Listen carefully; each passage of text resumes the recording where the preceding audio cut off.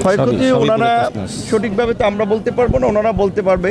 বাহ্যিক ক্ষয়ক্ষতির চেয়ে অবকাঠামোর ক্ষয়ক্ষতির চেয়ে ওখানে তো অনেক ধরনের সব মিনিস্ট্রিতেই গুরুত্বপূর্ণ ডকুমেন্ট রয়েছে, যেহেতু ওখানে প্রায় আপনার 5-6টা মিনিস্ট্রির মতো ছিল। দুই উপদেষ্টার কক্ষ কি পড়ে গেছে?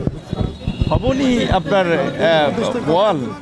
ওয়ালই আপনি দেখলে যে ইটের পলেস্তারা খসে পড়তেছে, এরকমের অবস্থা যে আগুনের কারণে। সেখানে রুমের ফার্নিচারটা নিচে তো থাকার কথা না, ফাইল টাইল হয়তো কিছু হয়তো পাওয়া যেতে পারে।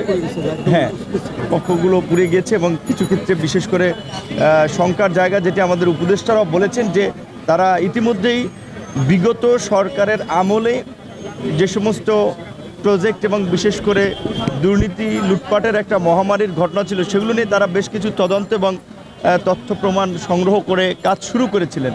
তো দেখা যাচ্ছে সেগুলো প্লাস হচ্ছে বর্তমান সরকারেরও এই অল্প সময়ে নেওয়া গুরুত্বপূর্ণ সিদ্ধান্ত এবং কাজ, সেগুলোর যদি আপনার এই গুরুত্বপূর্ণ ডকুমেন্ট নথিপত্র, এটাই হচ্ছে বড় ক্ষতি। ধরেন বিল্ডিং একটা নষ্ট হলো, বিল্ডিং একটা করতে পারবে, বিল্ডিংয়ে আর কয় টাকা যাবে, কিন্তু যেই গুরুত্বপূর্ণ নথিগুলো আপনার এইভাবে পুড়ে গেছে সেগুলো তো আর ফেরত পাওয়া যাবে না। এবং এই ঘটনা কিন্তু আমাদেরকে আরও একটা, আমি মনে করি আমাদের সামনে একটা চোখ খুলে দিয়েছে এবং আমাদের একটা শিক্ষণীয় বিষয় হচ্ছে যে এই ফাইলগুলো আমরা যেভাবে আপনার অ্যানালগ পদ্ধতিতে হ্যান্ডেল করি, এখন এই ফাইলগুলোকে সম্পূর্ণ বিশেষ করে সরকারি এবং গুরুত্বপূর্ণ নথিগুলোর ডিজিটালাইজ করা এখন সময়ের দাবি। ধরেন সচিবালয়ে ফাইলের স্তূপ, কাগজের স্তূপ থাকা উচিত না। এখন অবশ্যই যেটা আপনার জেলা উপজেলা থেকে আসবে কিংবা কেউ একটা দরখাস্ত দেবে, সেটার একটা আপনার হার্ড কপি থাকতে পারে।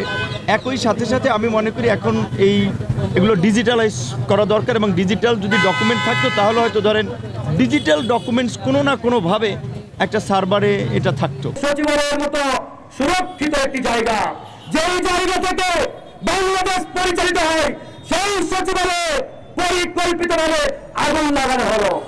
এই আগুনের উদ্দেশ্য একটাই, আওয়ামী দোষরদের বিচার যাতে না হয়, তাদের গুম খুন অপরাধের নথিগুলো যাতে এদেশের মানুষ জানতে না পারে, তার জন্য তারা সব পুড়িয়ে ছাড়খাড় করে দিয়েছে।